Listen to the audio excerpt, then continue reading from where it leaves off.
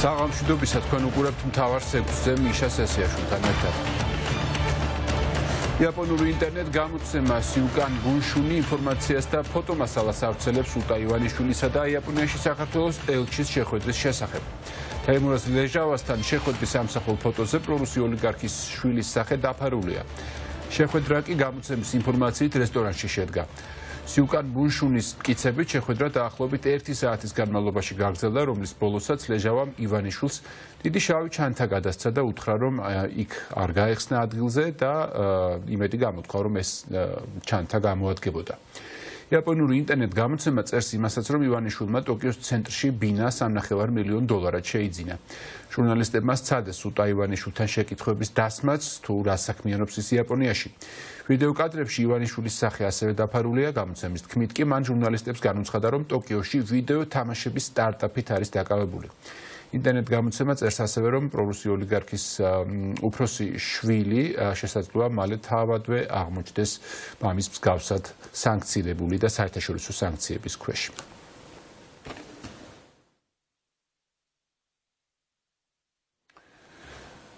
სამედიცინო კონსილიუმი შედგენილია, მისი შემადგენლობაც ცნობილია. სახალხო დამცველის მიერ შექმნილი სამედიცინო ჯგუფი ვივამედში უახლოეს მომავალში მოინახულებს ჟურნალისტ მზია ამაღლობელს, რომელიც უკვე 26 დღეა შიმშილობს. კლინიკა ვივამედის ხელმძღვანელობამ დღეს განაცხადა, რომ მდგომარეობა რთულია და დამატებითი კვლევებისთვის საჭიროა ის სამედიცინო დაწესებულებაში დარჩეს. ნინო გაზდელიანი მოგუყვება ვრცლად თემაზე. ნინო, ვინ იქნება კონსილიუმში და როდის შევა ჯგუფი მოშიმშილე პატიმრის მოსანახულებლად? ჩვენი ინფორმაციით ისინი უკვე ხვალ შევლენ კლინიკაში, თუმცა უახლოეს პერიოდში უფრო დაზუსტდება ეს კონკრეტული დღე, როდის მოახერხებენ ისინი მზია ამაღლობელის მონახულებას, ენდოკრინოლოგი, გასტროენტეროლოგი, ოფთალმოლოგი და ნევროლოგი. აი ასეთი შემადგენლობით შექმნა სახალხო დამცველმა მედიკოსთა ჯგუფი, რომლებიც როგორც უკვე ვთქვით, ჩვენი ინფორმაციით ხვალისთვის აპირებენ კლინიკა ვივამედში შესვლას, როდესაც ისინი დაიწყებენ უკვე მზია ამაღლობელის ჯანმრთელობის მდგომარეობის შესწავლას და გადახედავენ სამედიცინო დოკუმენტაციას, ამის შემდეგ მათაც ეცოდინებათ უფრო სრულყოფილი ინფორმაცია და ამის შემდეგ ასევე გახდება საზოგადოებისთვისაც კიდევ უფრო მეტი დეტალი თუ რა მდგომარეობაში არის, თუმცა ცნობილია, რომ მზია ამაღლობელს დაჭირდა დამატებითი კვლევა, არაერთი, რომლის უზრუნველყოფა ციხის პირობებში იყო შეუძლებელი, ამიტომ აუცილებელი გახდა მისი კლინიკა ვივამედში გადაყვანა. ჩვენ ასევე დღეს ვესაუბრეთ კლინიკის დირექტორს, რომელმაც თავადაც დაადასტურა, რომ დიახ 26 დღიანი შიმშილობა ბუნებრივია, უკვე არის საგანგაშო და გარკვეული ცვლილებები, რა თქმა უნდა, შეინიშნება ორგანიზმში. ის ასევე დღეს მოინახულა ადვოკატმა, რომელმაც თქვა, რომ მზია ამაღლობელი მხნედ გრძნობს თავს, თუმცა ბუნებრივი არის, იმყოფება უფრო სუსტად არის და რაც შეეხება ზოგად კვლევებს, როგორც კლინიკა ვივამედის დირექტორი ამბობს, მას ამ ეტაპზე ყველა ის კვლევა უტარდება, რაც მისი მდგომარეობისათვის არის საჭირო და რჩება ექიმების მეთვალყურეობის ქვეშ. 26 დღიანი შიმშილობა ყოველთვის საგანგაშოდ ითვლება. ლაბორატორიულ ანალიზებში არის გარკვეული ცვლილებები. საყურადღებო ცვლილებები არის ესენი? კი, რა თქმა უნდა, რომელიც საჭიროებს კორექციას. გრძელდება მონიტორინგის პროცესი, კვლევები უტარდება და კონსულტაციები ექიმ სპეციალისტების. ის დამატებითი კვლევები ტარდება, რაც მას ესაჭიროება. მზია ამაღლობელს, როგორც ცნობილი არის, ედავებიან პოლიციელზე თავდასხმას, საქმე ეხება ბათუმის პოლიციის უფროსისათვის სილის გაწვნას, რის საფუძველზეც ის დააკავეს, თუმცა უფლებადამცველები ამბობენ, რომ დაკავების შემდეგ მასზე უკვე განხორციელდა დამამცირებელი და არაადამიანური მოპყრობა და თავად მზია ამაღლობელმაც მიაწოდა ადვოკატებს ინფორმაცია, რომ მას არ აძლევდნენ, მაგალითად წყლის დალევის უფლებას, ასევე ტუალეტით სარგებლობის შესაძლებლობას. თავად ირაკლი დღებუაძე კი გაიწია მისკენ და ფიზიკური შეურაცხყოფა სცადა და ასევე შეაფურთხა. ამ ფაქტთან დაკავშირებით უფლებადამცველებმა მიმართეს სპეციალურ საგამოძიებო უწყებას, რომ გამოეკითხათ ეს პოლიციელები და როგორც ცნობილი არის, თავად უწყებამ გაავრცელა ინფორმაცია, რომ 10 პოლიციელი გამოიკითხა, მათ შორის ირაკლი დღებუაძე და არც ერთი მათგანი, როგორც უწყება ავრცელებს ინფორმაციას, არ ადასტურებს ამ ფაქტებს. შესაბამისად, ეს იძლევა ემთხვევა იმის თქმის ალბათ შესაძლებლობას, რომ დიდი ალბათობით ირაკლი დგებუაძეს ეს რეჟიმი პასუხს არ აგებინებს იმ არაადამიანური და დამამცირებელი მოპყრობისათვის, რომელიც განხორციელდა მზია ამაღლობელის მისამართით. ასევე უფლებადამცველები ითხოვენ მზიასთვის დაზარალებული სტატუსის მინიჭებას, თუმცა მისთვის ამ დრომდე დაზარალებული სტატუსი არ მიუნიჭებიათ. თავად მიუხედავად იმისა, რომ 26 დღეა უკვე შიმშილობს და საჭირო გახდა მისი კლინიკაში გადაყვანა, კვლავ ითხოვს, რომ დააბრუნონ ციხეში, მაგრამ ჩვენ ასევე ამ ვივამედის კლინიკის დირექტორმა გვითხრა, რომ მისი ჯანმრთელობის მდგომარეობიდან გამომდინარე აუცილებელი არის დარჩეს ის კლინიკაში და მისი მეთვალყურეობა და დააკვირდნენ ექიმები მის ჯანმრთელობის მდგომარეობას და მათი მეთვალყურეობის ქვეშ იმყოფებოდეს. გვადლობთ ნინო გაზდელიანი იყო.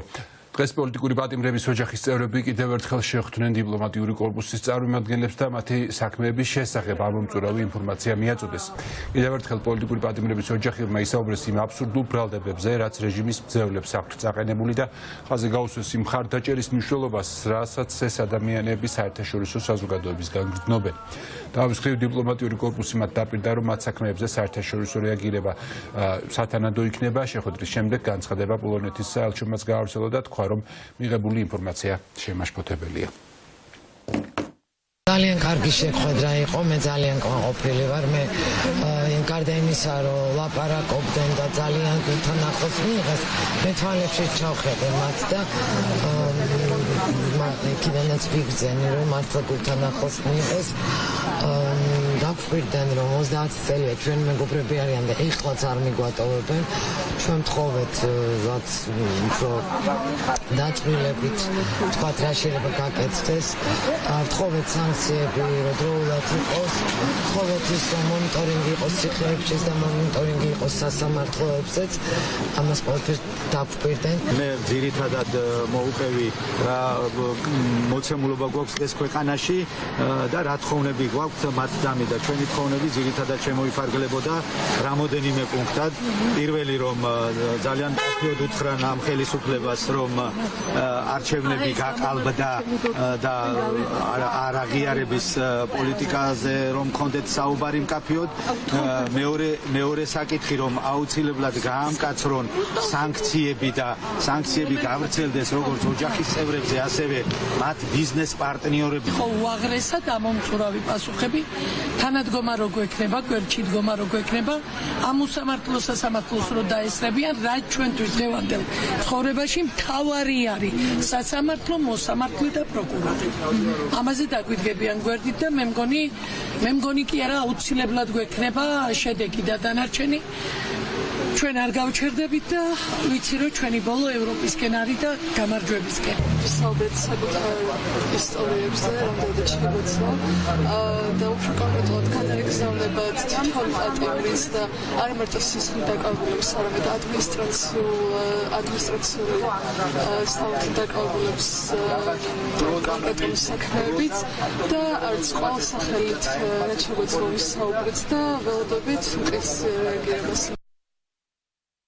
ღრმად შეშფოთებულები ვართ ისტორიებით, რომლებსაც პროტესტების დროს დაკავებულებისა და დაპატიმრებულების ოჯახების წევრები ყვებიან. პოლონეთი სოლიდარობას უცხადებს დემოკრატიული ღირებულებების დაცვისთვის ყველა უსამართლოდ დაკავებულს და მათი დაუყოვნებლივ გათავისუფლების მოწოდებით გამოდის. პოლიტპატიმარი რეზო კიკნაძე სანქცირებულმა მოსამართლეა ლელად საგარეიშვილმა დარბაზიდან გააძევა იმის გამო, რომ ბრალდებულს სურდა პროცესზე წიგნი ვაცის ნადიმი შეეტანა და დარბაზისთვის სიტყვით მიემართა.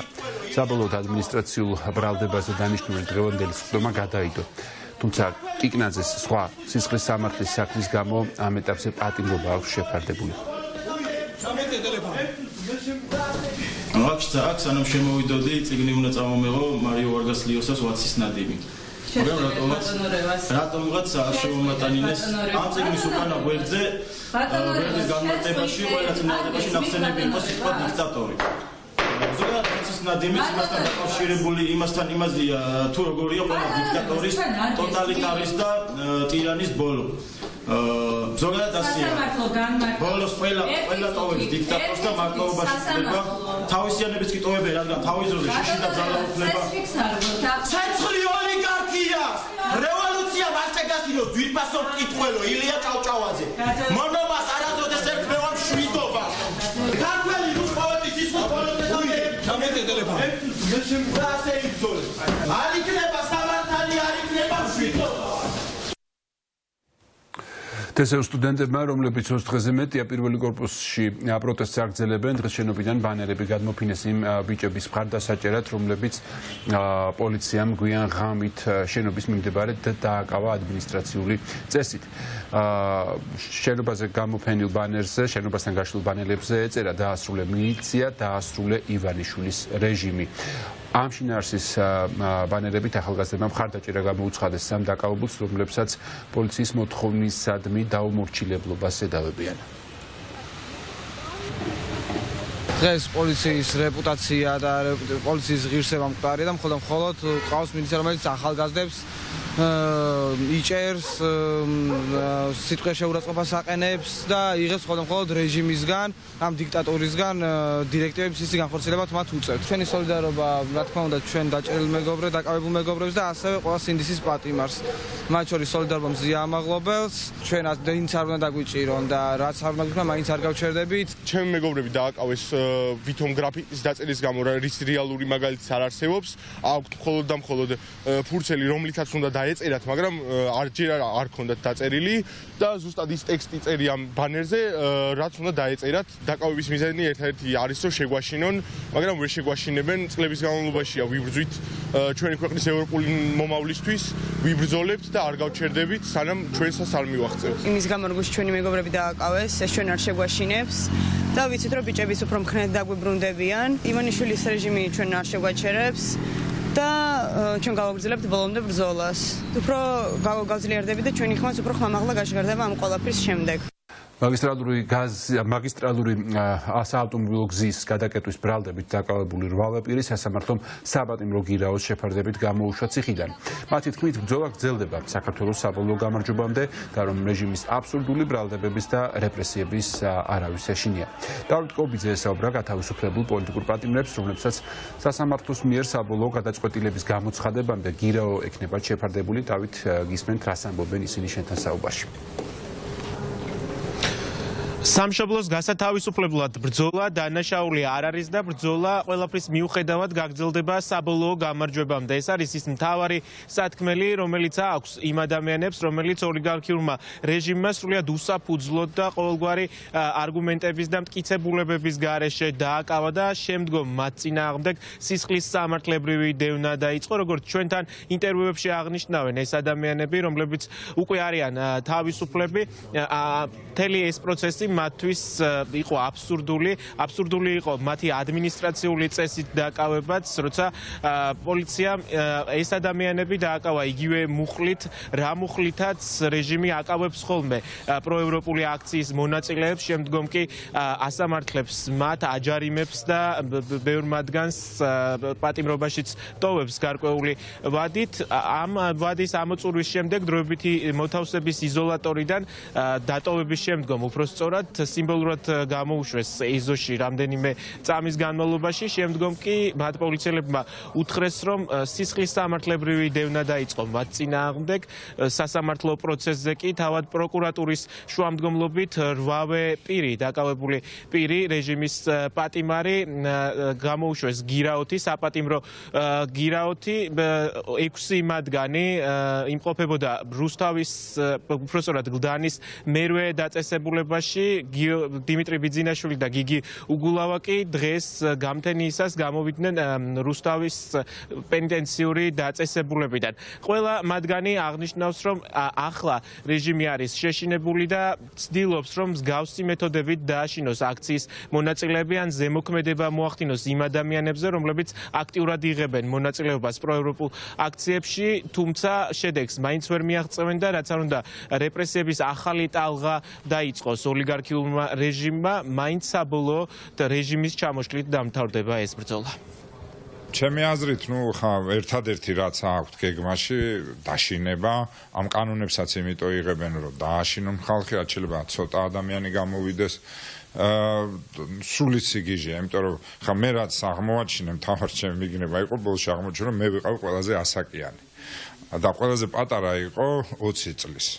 და ძირითადად იყვნენ ახალგაზრდები და ასევე მეორე დაკვირვება იმ პოლიციელებს, რომელთაც ამათი გადაყვანა, გადმოყვანა უწევდათ სასამართლოში ან საპატიმროში, სხვენოდათ, იმიტომ რომ ხვდებოდნენ რა როგორი ტიპის ადამიანებს აკავებდნენ. ტკივნეული შეიძლება იყოს ეს ბრძოლა, მაგრამ გარდაუვალია მომავლის გამარჯვება წარსულზე. შერჩევით იჭერდნენ ადამიანებს, ჩემ შემთხვევაში იყო გოგა მევანიშვილი, რომელმაც დამიძახა, ანუ გზისავალ ნაწილზე არ ვიდექი, დამიძახა, სახელით მომართა, ინსტინქტურად მივიხედე და მიმითი და წავსულიყავი იქით, სადაც ვიდექი რეალურად. ქართული ოცნებისგან არაფერი არის გამორიცხული, ხალხმა რომელმაც ძალაუფლება მიიტაცეს და არალეგიტიმური ხელისუფლება არიან, არაფერია გამორიცხული, მათი მეთოდი არის ესეთი, რომ პატიმრებით ივაჭრონ.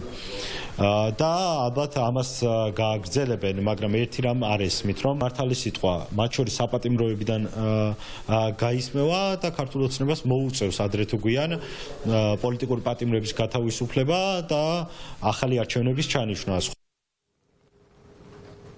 რვავე პოლიტიკური პატიმარი პროკურატურის შუამდგომლობით საპატიმრო გირაოთი გამოვიდნენ საპატიმროებიდან, თუმცა ამ ადამიანებსაც აქვთ მოლოდინი, რომ შეიძლება საქმე ნებისმიერ მომენტში საკუთარ ინტერესების მიხედვით გააგრძელოს ოლიგარქიულმა რეჟიმმა და ისევ გაუშვას პატიმრობაში ეს ადამიანები, თუმცა მიუხედავად ამისა ისინი დანებებას არ აპირებენ და ამბობენ, რომ ბოლომდე იბრძოლებენ ოლიგარქიული რეჟიმის წინააღმდეგ.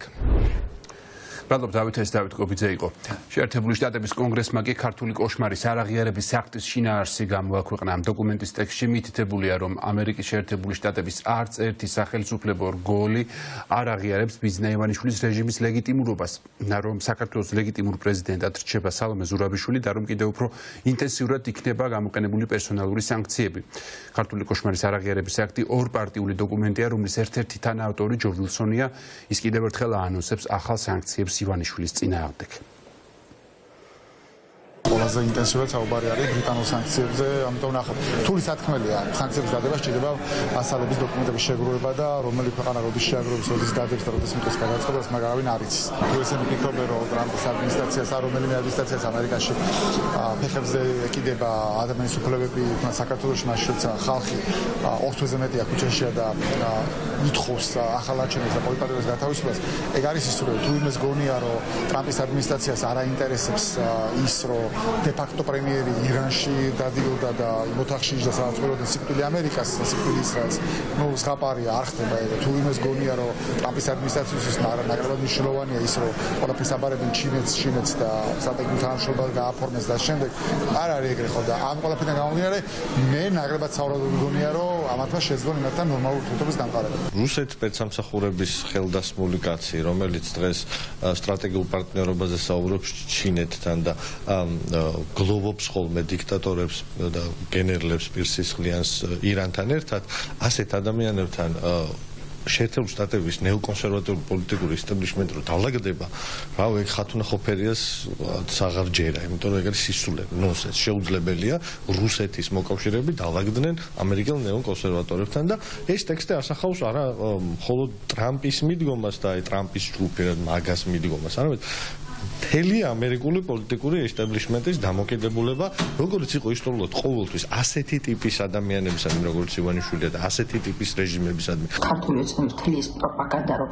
ტრამპის ინაუგურაციის შემდეგ მათ ეშველებოდათ, რეალურად აღმოჩნდა კიდევ ერთი ტყუილი და ძალიან კარგად უნდა გვესმოდეს, რომ ამერიკის შეერთებული შტატების მოწოდება სხვა ქვეყნებისადმი, რომ არ აღიარონ ასევე საქართველოს არალეგიტიმური ხელისუფლება, იმიტომ რომ ის მიტაცებული აქვს კონკრეტულ ჯგუფს და არჩევნები არ იყო არც თავისუფალი და არც სამართლიანი, ეს იქნება ძალიან მნიშვნელოვანი შემდგომი პოლიტიკის განსაზღვრისთვის ყველა იმ ქვეყნისთვის, რომელიც არის ამერიკის შეერთებული შტატების პარტნიორი. იმიტომ რომ ამერიკის შეერთებული შტატები მხარს არ დაუჭერს იმ ხელისუფლებას, რომელიც არყობს ადამიანის უფლებებს, რომელიც ქუჩაში ცემს, აწამებს და ციხეში ყავს გამოკეტილი ახალგაზრდები და ჟურნალისტები. ოცნების ეგრეთ წოდებული მთავრობა გვატყუებდა, როდესაც გვიქმნიდა ტყუილ მოლოდინებს იმასთან დაკავშირებით, რომ ტრამპის ინაუგურაციის შემდეგ შეიცვლებოდა ამერიკის შეერთებული შტატების პოლიტიკა საქართველოს მისამართით.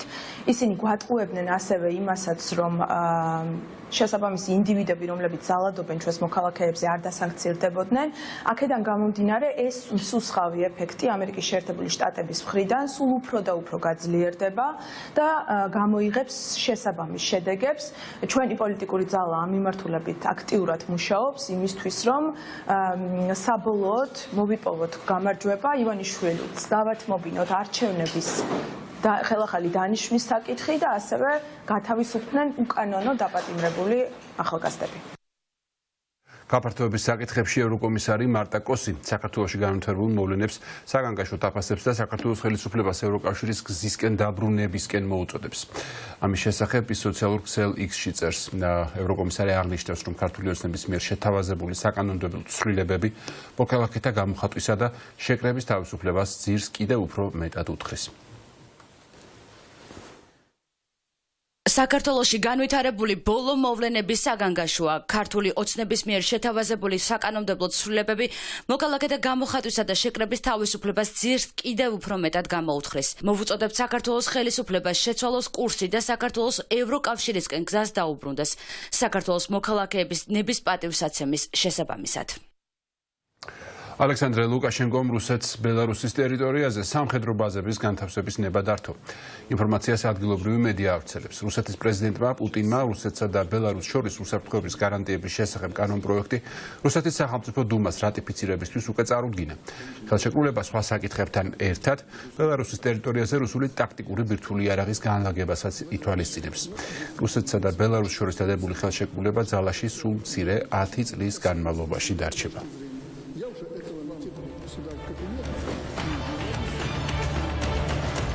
ასეთი იყო ახალი ამბები ამ დროისთვის. საღამოს 9 საათზე თქვენ წინ გელით მთავარი საინფორმაციო გამოშვება. მე კი აქ დაგემშვიდობებით. ნახვამდის.